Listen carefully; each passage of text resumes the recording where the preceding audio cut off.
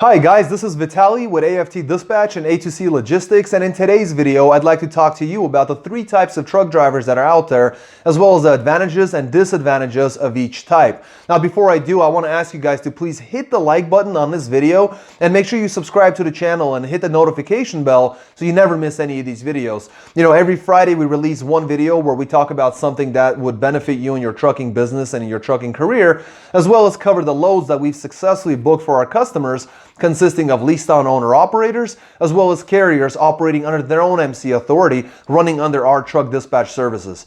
So let's jump in, guys. So, you know, often I'm asked from usually younger guys asking me about how to jump into the trucking industry. Usually it's guys who don't have a CDL, they're looking to go to CDL school, get their license, and they're trying to figure out the best way to get started. And recently I've published a blog post on our website at aftdispatch.com/blog. You can take a look at that, which goes into more detail than what we're going to cover today in this video. But basically, there are primarily three types of truck drivers that are out there. There's the company driver, there's the independent leased on owner operator, and then there's the carrier. Now, a company driver is, it's in the name. They're working for a company. So the advantage of being a company driver is you don't have to buy a truck, you don't have to buy a trailer, you don't have to pay for insurance, you don't have to pay for diesel. You simply have to make sure that you're a good driver, you safely transport the goods, and the freight, you deliver the freight and get the signed BOLs, submit that to the back office, and get paid. Now, the disadvantage of that is that unfortunately you can only make so much money. You're a one-man army. You can only put on so many miles per month, and you're limited by the income that you can make. And hopefully you get some raises here and there, but you'll never really grow all that much. But you know, you can make excellent money as a company driver, and so a lot of folks choose to stay in that position. The next level is going to be your independent leased on owner operator.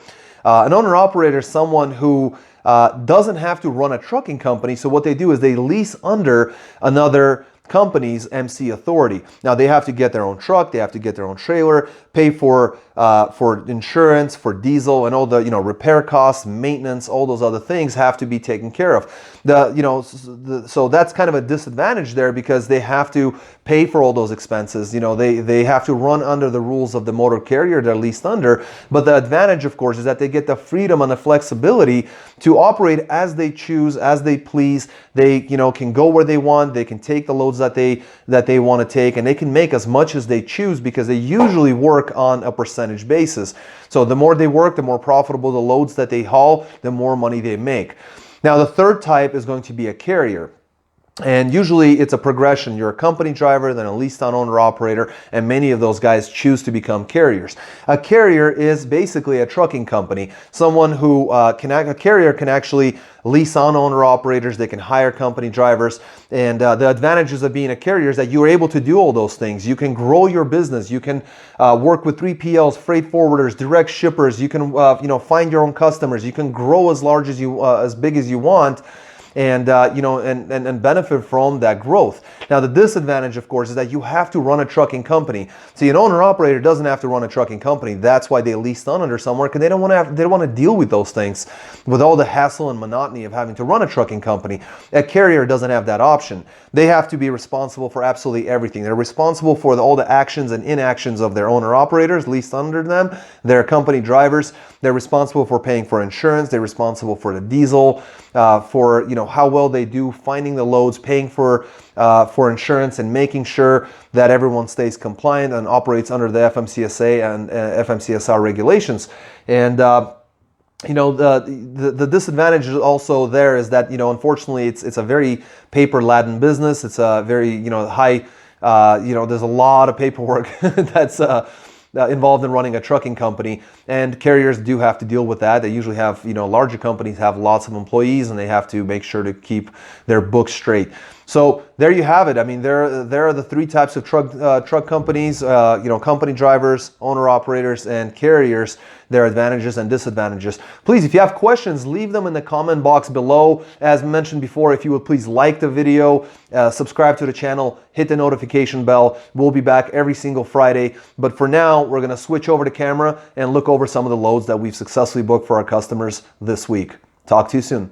Welcome back, guys. Let's take a look at some of these loads. Looks like another fantastic week to be a truck driver in America. I'm going to start off with reefer runs coming out of Mount Crawford, Virginia, going to Jacksonville, Florida. One pick, one drop, 33,000 pounds of frozen groceries. It was 669 miles booked at $2,400, which got them $359 per mile. Then they deadheaded out to Vienna, Georgia. Sometimes it pays to deadhead instead of sitting around taking cheap freight.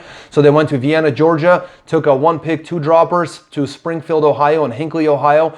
38,000 pounds of fresh chicken, and that was 837 miles booked at $1,900, which got them $227 a mile. Then they took a load out of Akron, Ohio with a one pick, three dropper to Terre Haute, Indiana, DuPont, Illinois, and Memphis, Tennessee. That was booked at $3,000 for only 830 miles, which got them $361 per mile. And that was one pick, three dropper, 35.5 on a weight of juice.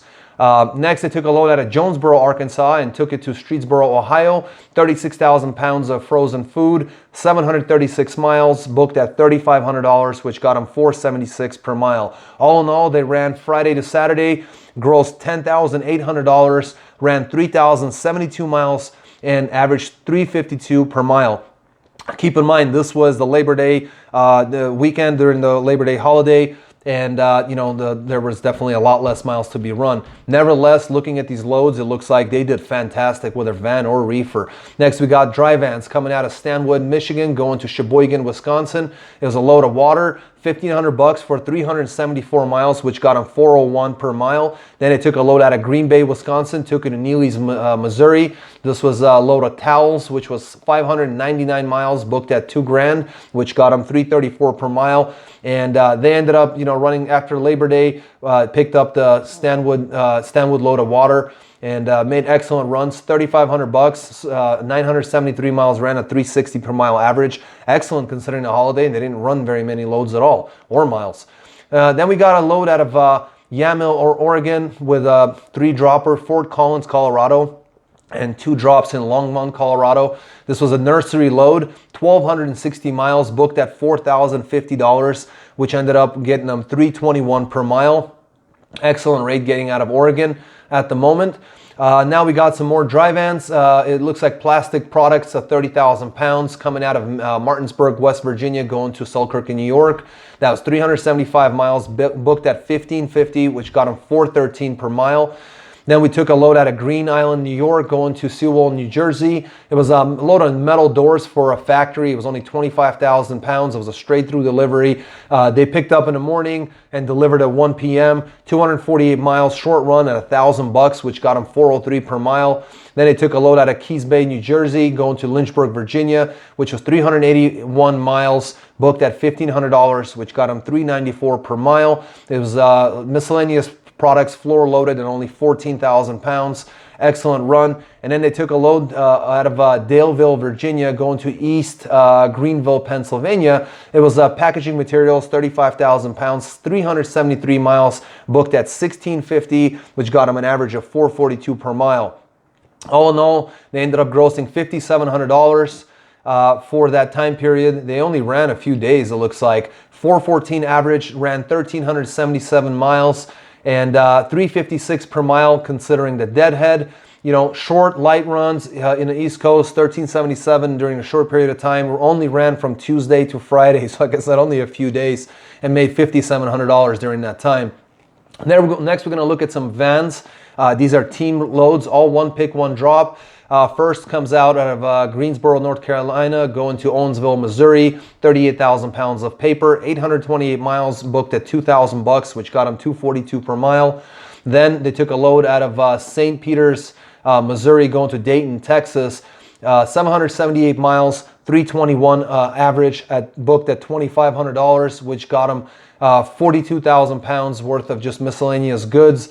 And then they took a load out of Houston, Texas, and took it to Forest Park, Illinois. 20,000 pounds of U.S. mail, 1,091 miles, booked at $2,500, which got them $229 per mile. All in all, they picked up Wednesday from home and ran till Saturday. So Wednesday to Saturday, ran to Illinois. So fantastic. They picked up at home and ended up back going to where they needed to go. And $7,000 in gross, $260 a mile average, $26.97. is where they ended up on the miles. Next, we got some team vans, different team. Edwardsville, Illinois, going to Coldwater, Michigan, 42,000 pounds of paper, 413 miles, booked at $2,000, which got them $484 per mile. Then they took a load out of Elk Grove Village, Illinois, going to Orlando, Florida. That was 40,000 pounds of dry food, 1,175 miles, booked at $5,000, which got them $426 per mile on 1,175 miles. Then they took a load out of Jacksonville, Florida, and took it to Lumberton, North Carolina. It was a load of beer, 362 miles, booked at $865, $239 per mile. Then they took a load out of Georgetown, South Carolina, to Rio Rancho, New Mexico. This was a load of paper, 43K on the weight, 1,760 miles, booked at $3,800. That's $216 per mile. They ended up running Friday to Friday, averaged $11,665 during that period, 3,710 miles, and averaged $314 per loaded mile. Now we got some solo vans running out of Lexington, South Carolina, going to Fort Smith, Arkansas. Light load, 27,000 pounds of copper bars, 882 miles, booked at $1,900, which got them $215 per mile. Then right out of Fort Smith, Arkansas, took a load to Mechanicsburg, Pennsylvania, load of soda at 43,000 pounds. That's 1,230 miles, booked at $4,300, which got them $350 a mile. And then they took a load right out of Mechanicsburg, Pennsylvania, to New Philadelphia, Ohio, bottled water, 32,000 pounds. 287 miles, booked at $1,200, which is $418 per mile. All in all, they ran Friday to Friday, which included the holiday, $7,400 gross booked during that period, ran 2,399 miles and averaged $308 per mile. Finally, leave the best for last. Joliet, Illinois, going to Clarksville, Arkansas. This is a reefer run. This driver, this was actually his very first load that he took, 622 miles, booked at $4,000, which got him $643 per mile. Then they took a load out of Clinton, Arkansas, took it to Bessemer, Alabama, 19,000 pounds of frozen food, 409 miles, ran that at $1,700, which got him $416 per mile. Ended up running $5,700 during that period. I ran 1,031 miles, and I'll let you run the numbers on that average. Excellent rates, excellent week. The market continues to pay well. And if you're an owner-operator looking for a better opportunity to work with a better company, that's what we do. We lease on owner-operators. If you have your own MC authority and you're a carrier, then we work with carriers all the time. We dispatch carriers. We take care of all the paperwork, find these kinds of loads, take care of all the packets, insurance certificates, and even the billing and invoicing, and work with every factory in the country. We've been doing this a very long time, and that's why we're able to produce these types of videos and show you guys the actual freight that we book for our customers. If you have any questions whatsoever, send a message, leave a comment below, give us a call, or text the number 801-448-6363. Also find more information on our website at aftdispatch.com/go. Until next week, guys, stay healthy, be wealthy. Take care.